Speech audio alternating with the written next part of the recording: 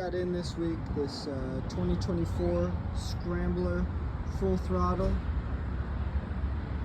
Out of all the Scrambler models, this I think is my favorite looking one.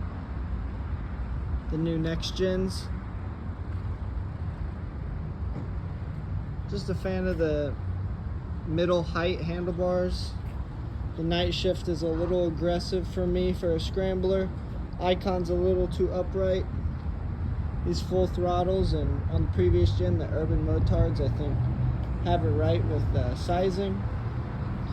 This full throttle comes with a quick shifter from the factory. Now that they are ride-by-wire, they have the ability to do that, as well as the new rider modes with the TFT dash, all LED lights. Yeah, this Scrambler colorway with the matte black and this flat Ducati red or floral red. I'm not sure the exact colorway, but I can specify that. This seat, specific to the full throttle, looks awesome. Nice and cushy. Come over to this side. We got the slip-on or homologated termi exhaust on it.